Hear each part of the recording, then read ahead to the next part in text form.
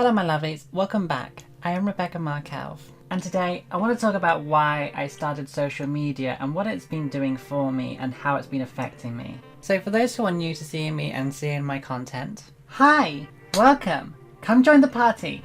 Or for those who are just not quite aware of how I kind of started out with just social media in general.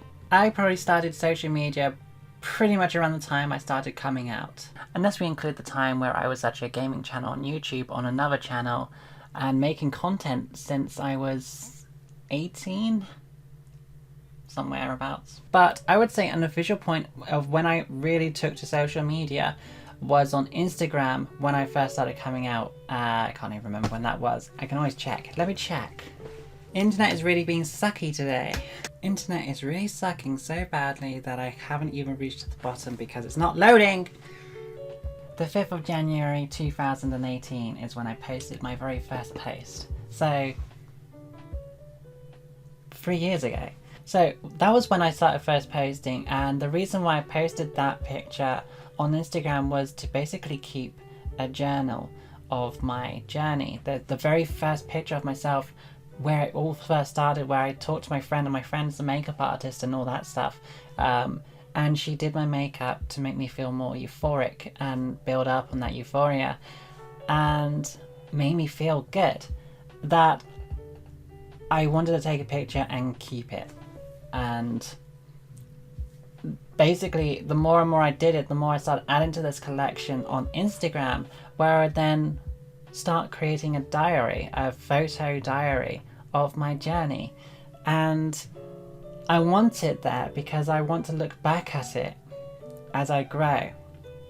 And that was the reason why I started. It was the reason why I started was to create a photo diary of my journey, of my adventure, of my transition.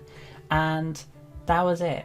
But slowly people started to pick up on my journey and started to follow me on my journey, and it was quite a later stage where people started to follow me more and more, but the numbers started to grow more and more to the point where I hit around about 800, and it was a crazy amount of numbers to me to see 800 people just following me, because they wanted to follow me on my journey as well, to see how I progressed and developed and changed. And it's amazing to have so much support from all of you guys, so I thank you so much for that. But around about 800 followers, I put out a question: should I start a YouTube channel? And as it happened, people said yes, and they wanted to see videos of my life and journey and my advice and all of that stuff, to see how I kind of progressed, how I came to be Rebecca, how I came to be who I am today. What did I learn? What did I pick up on?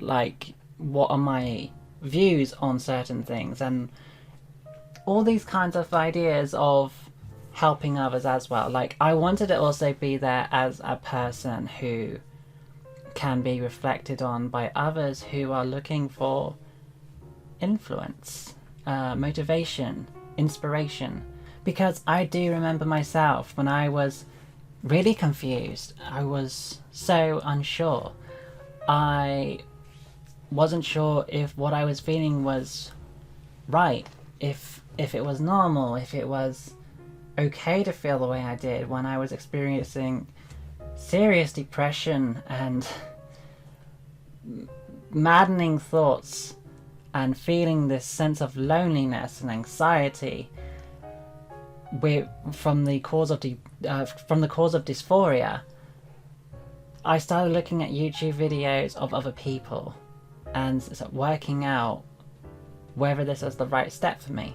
And when I was watching these people expressing how they felt and what they went through and how they are feeling now, it made me realize that these are the feelings that I'm experiencing, and I started looking into it more deeply, and that is how I came to the decision that transition was going to be the right move for me. And that is why I kind of started up the YouTube as well, is just that people who needed that extra help or inspiration, that I was also a source that people could use if they needed it. So that is how my YouTube and Instagram came to be. Then I also started up other social medias just for extras really, but nothing more like TikTok and OnlyFans. But now that I'm having a bit more growth on both my YouTube channel and my Instagram, how does it make me feel? How does it make me feel with so many people? I mean, it's not a massive number, 6,000 at the moment, 6,300 at the moment is not like, you know, 100k or 1 million or anything, but it's still a lot of people who are supporting me, who have got my back, who are there for me. How does it make me feel? It makes me feel blessed that I actually have so much support behind me, and it makes me feel so great inside, and so it feels heartwarming that I am helping a lot of other trans women and trans men, and even helping just people who aren't even like transitioning but just wanted someone to be inspired by. It makes me feel very content, very happy. There is also the issue that a lot of people come to me for advice by messaging me directly, and they want advice and they want me to help them.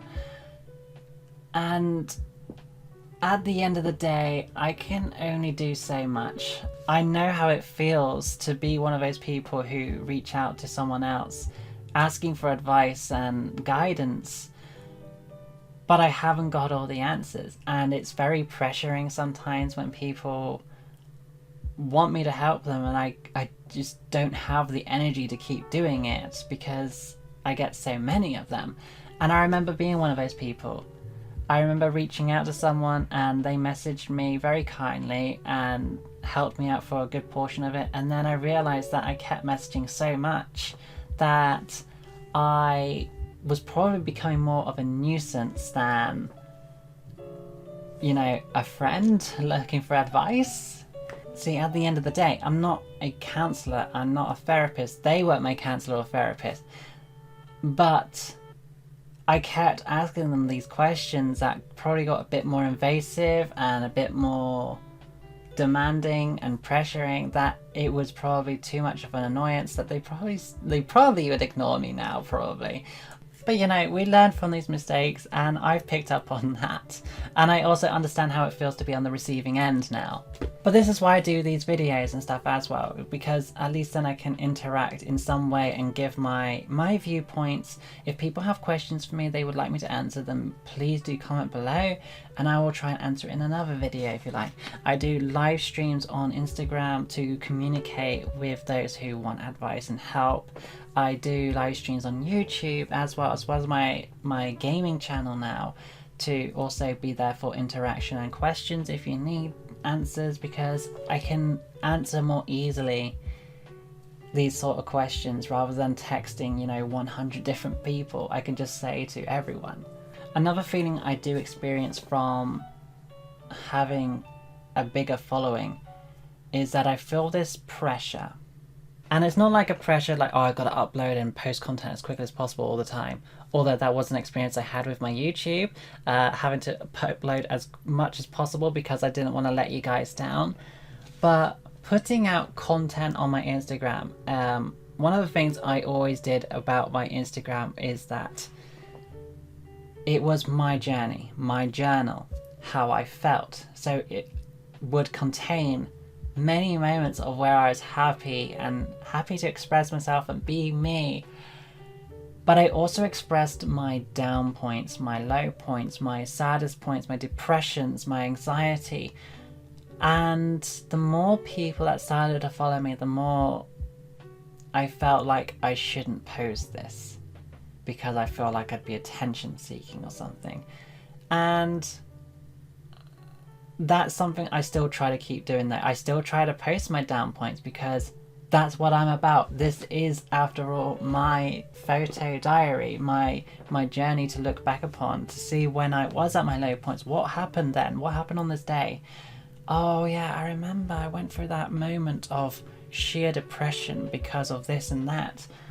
That's why I do it. I keep it as a memory.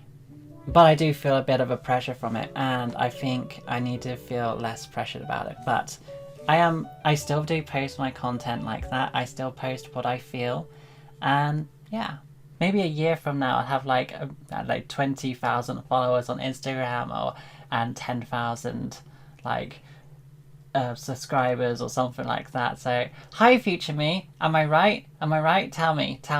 This is a question for you to look back upon and answer this question in another video. How are we doing? We're not dead yet, right? We don't want to be dead. We just started. God, if I'm actually dead, how depressing would this video actually be now? Let's not think about that. So yeah, this is basically why I started social media and how it makes me feel.